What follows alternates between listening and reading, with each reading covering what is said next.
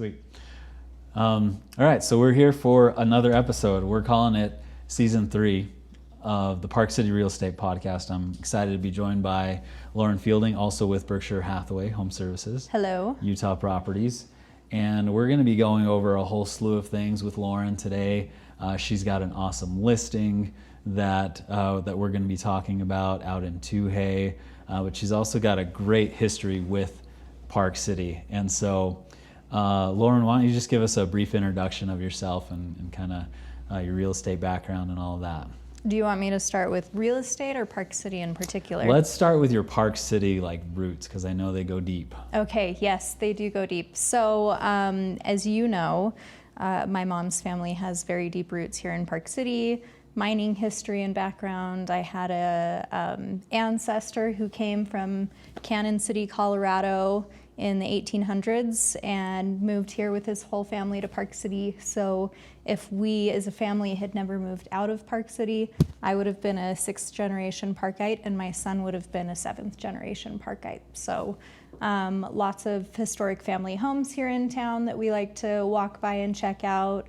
We go check out family gravestones at the Glenwood City Cemetery.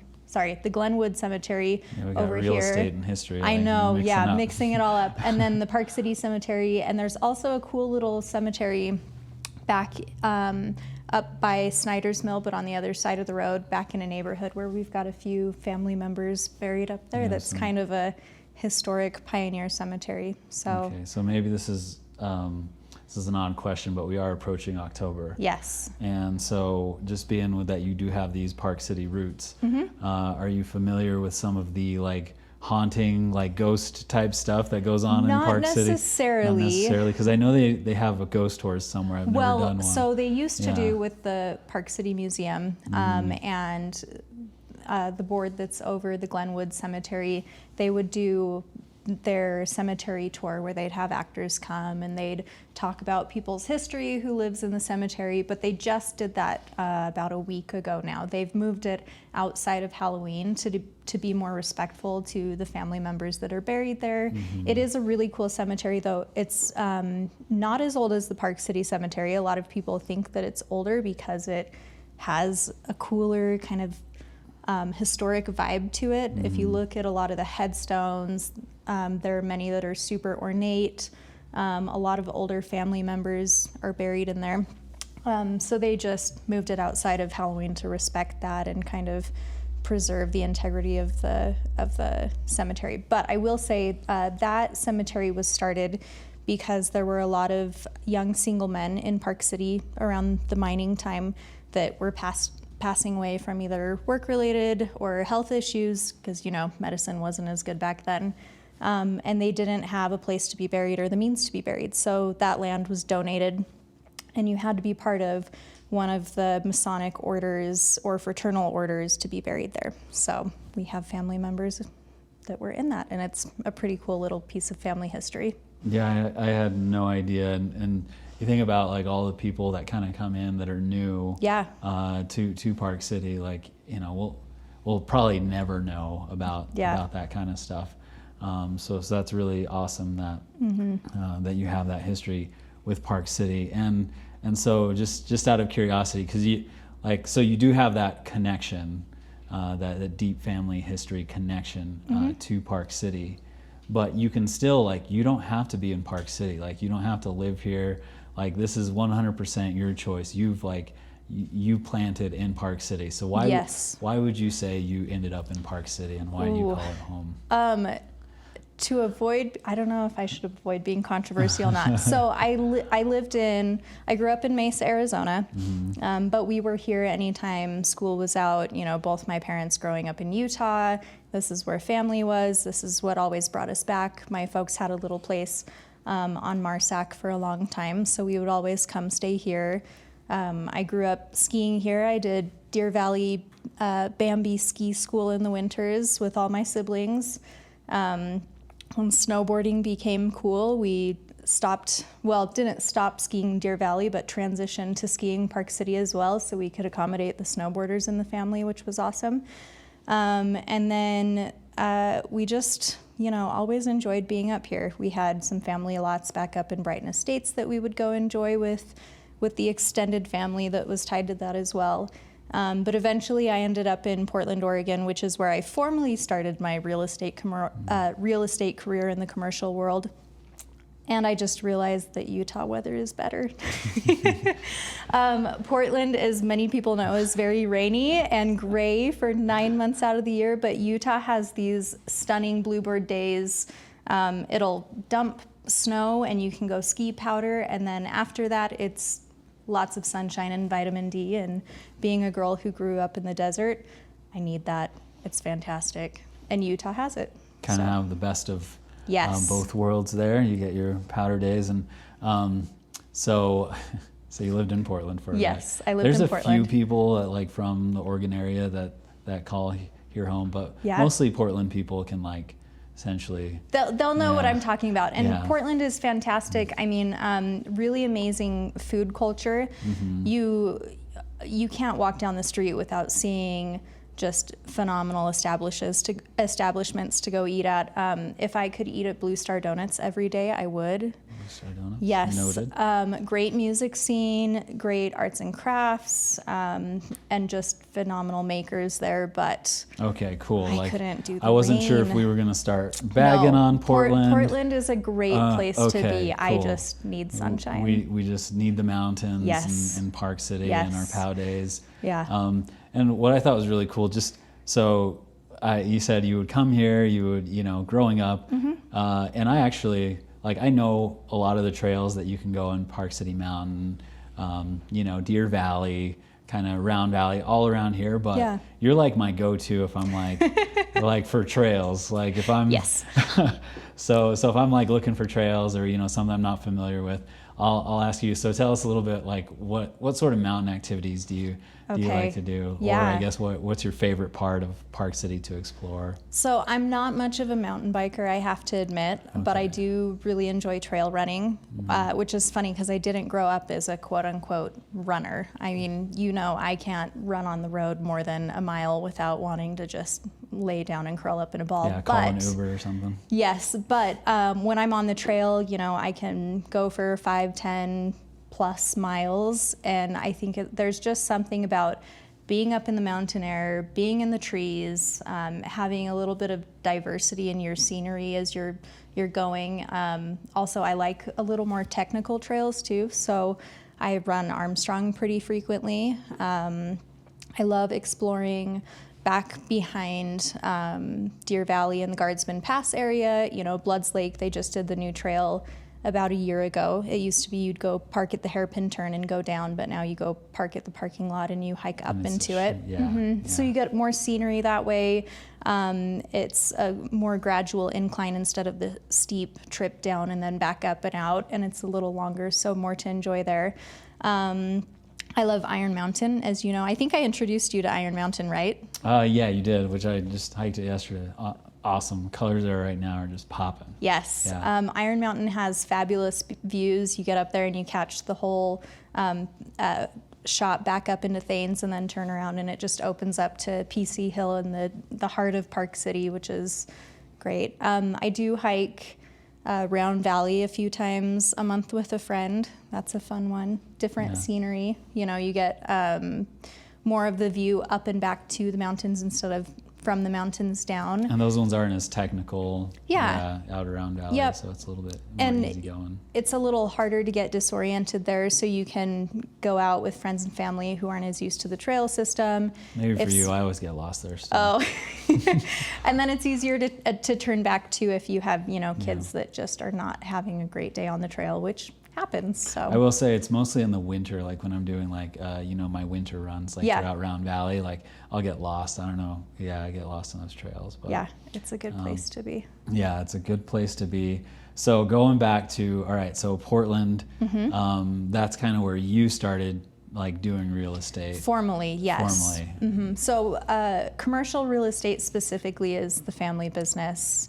My dad has been a broker with Marcus and Millichap for about 40 years now in the Phoenix office, and has done a lot of business throughout the Southwest, including Utah. So of course, anytime we were here for family trips, it was, we need to check on this property and that property, and I have to meet a client here about a listing presentation. So it was something that I was continually immersed in and saw and watched developments go up, and a lot of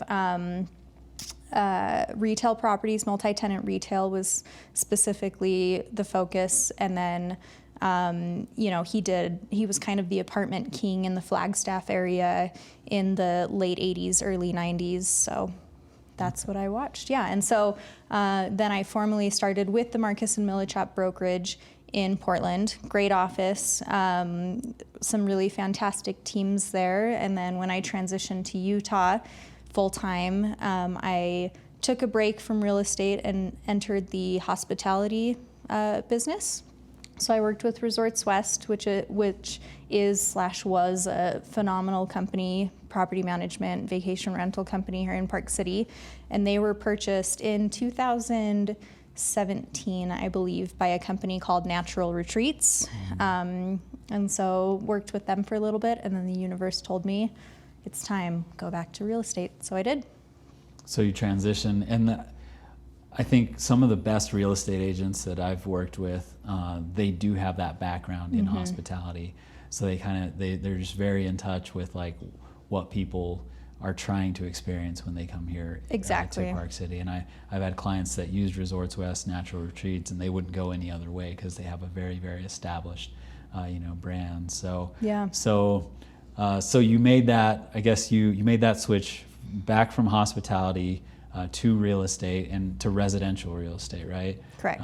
So you worked for a couple of like high-powered teams, right? Yeah. So, and just to touch on what you said, specifically having a background in hospitality and tourism and property management really does give your clientele a little bit more trust in your services. I've had several clients who specifically have said, hey, we were scrolling through the Berkshire website, I was looking at agents, I pulled up your profile and noted that you had that experience, and that's why I'm reaching out to you specifically. I want an investment property, but I want to be able to come enjoy it. It needs to fit all of these needs I have for my, my winter vacation. What do you like? What will, give me a better footing here? And then I can put them in touch with property management and rental teams that can give them good pro formas and help meet their needs financially and, with the bundle of fun that they want to have when they're here in town. So, yeah. Those are like the best calls to get, right? They are. They feel really good. I will say that. Yeah. But yeah. So then I got licensed here in Utah, and I started with the Marcus and Millichap brokerage down in Salt Lake. I had no idea. That's yeah, cool. And my initial intent was, okay, I'm going to go back into the commercial real estate world of things. And then about 2 weeks after I did that, I had a team at Sotheby's here, one of the top teams at Sotheby's, call me and say, we need you, please come up here. And it was great. Fantastic learning experience, and I really enjoyed my time with Sotheby's. It was phenomenal. And then after a few years, transitioned to Berkshire Hathaway, and the rest is history. The rest is history being made, right? Being made, yes. Being made as we speak. Okay, fantastic. All right. So that kind of, I guess that brings us to today, which, there's obviously a lot of real estate background that we can talk about. We can dive into it. But yeah. I want to talk about your new listing because it just hit the market, last week, right? Yes, or very just end been of on last the market week. for a few days. It's in the awesome community of Tuhaye, which people don't know about Tuhaye. It's always something to learn more about because it kind of captures that lifestyle aspect of Park City that a lot of people are seeking. But yeah, tell us a little bit more about your listing. How big is it? How many bedrooms? What are some of the amenities, features, and all of that? So 9060 North Twin Peaks Drive in Tuhaye. Fabulous craftsman home. It's awesome downhill floor plan. Walk into a fantastic great room, dining room, open concept kitchen, main level living with the master on that floor as well.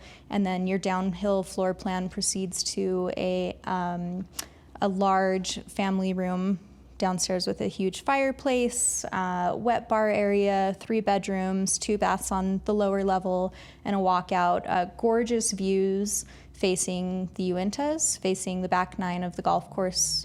And then a 3-car garage, ample space for toys, has been used for lots of toys.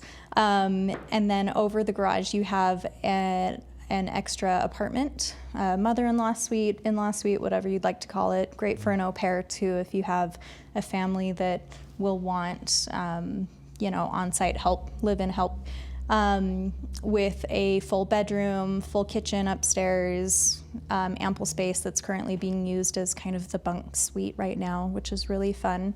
Has recently gone through a remodel and updating. Kitchen's been fully updated. Gorgeous flooring, new paint, fireplaces have been redone, just the works. It looks phenomenal. And the new color scheme really draws your eye out to the stunning views that you have there. So, yeah. So you've got it all. You've got the great entertaining spaces. Yes. You've got the space for bed. You've got extra space for guests. You've got the views, which, I'll pay for views any day. So yes, they are gorgeous, gorgeous views. Okay, and I guess just since it is out at Tuhaye, so I guess if you would like to go in a little bit more about what they have out at Tuhaye, like what they'll have access to, kind of the golf amenities, the clubhouse amenities, and all of that. And Talisker Club too, yeah, which is a huge deal. So this home does include the deposit for your Tuhaye Talisker Club membership, which is fantastic. Not all of them have that. So on site at Tuhaye, you have your stunning golf course. You do have several different clubhouses. Right now they're in process of breaking ground to construct another one that's kind of going to be like the shed over at Promontory. And they've got, there's so much. It's like hard to know where to start. They've got, the golf center, fine dining that's there on site at Tuhaye. They've got the spa and the workout amenities, the pool and clubhouse that's just phenomenal. 2 separate pools, so you can kind of, the one with the slide in the kids area, and then a separate one that, you can have your separation if you want to relax a little bit, which is key. And then being a part of Talisker Club, you have the Tower Club up in Empire Pass. You take the Talisker Club shuttle up there, so you don't have to drive and park for skiing. Ski lockers up there, get right on the snow and take off. And then the amenities back up in Guardsman as well. Go snowmobiling, tubing, horseback riding, archery, etc. So. And so this house essentially it includes that that deposit. So that's amazing. I did not know that, and I was kind of trying to skirt around it because I wasn't sure that we had talked about that. So so it's kind of that 4-in-1 club membership. So you got the out at Tuhaye, you got the golf membership, and then you've got the on mountain Talisker Tower, which just went under extensive renovations. They've got a pool there now. Their dining has been expanded. They've got a spa there now too, and I think so then they'll have access to Bonanza Flats and all the cool little snow winter activities you can do out there. And also in the summer, I forgot to mention, Tuhaye has their boating. They'll come pick you up, take you out on the water.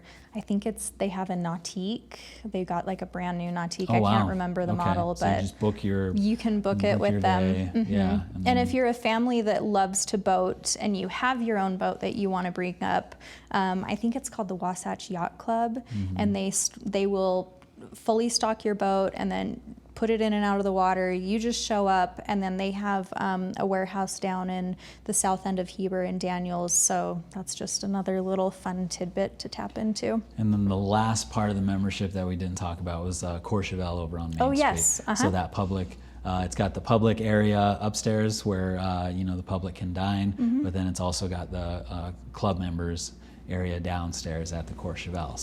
So that's kind of rounds out our, fourth. So and that's good to talk about too, just because, if you have a family that doesn't exclusively ski and you have snowboarders that are going, hey, we feel a little left out, you can shuttle down to Main Street right there at Courchevel, and they can walk across the street, get on at Town Lift, and go have all of Park City Mountain to enjoy. That's awesome. That's awesome.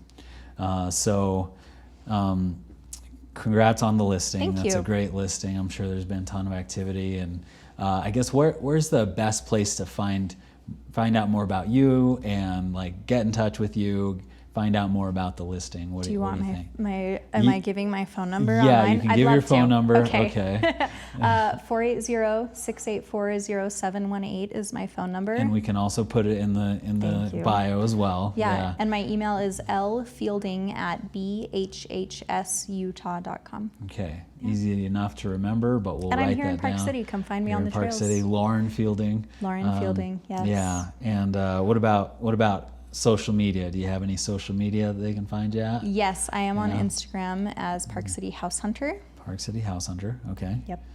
Fantastic. Well, I'm trying to think of what else we can cover while we're here. Oh, you wanted to know about what I like to do in Park City. Okay, what else do you like to do in Park City?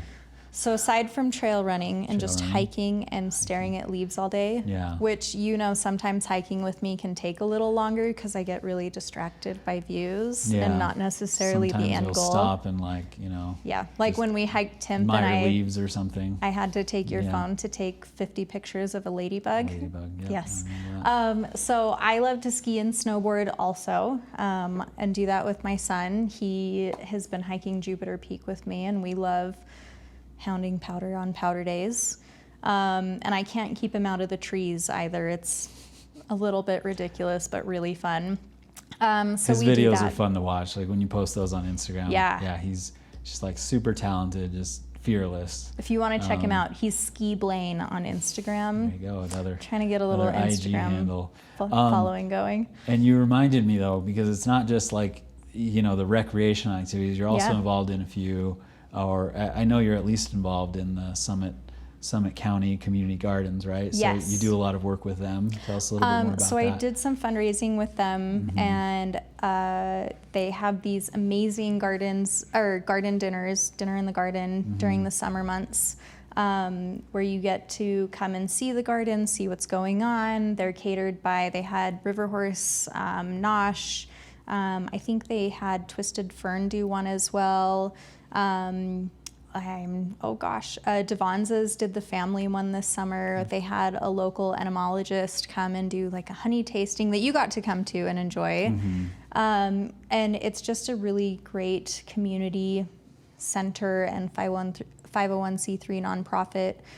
They had a grant through, I think, Summit Open Lands to help secure that land and allow people to come and get their hands in the garden. Because as you know, not everyone here in Park City has a backyard or a space to garden, and some of us live in townhomes or condos, and we don't really have that space. So it's a good way to come connect with your community and connect with nature and be involved.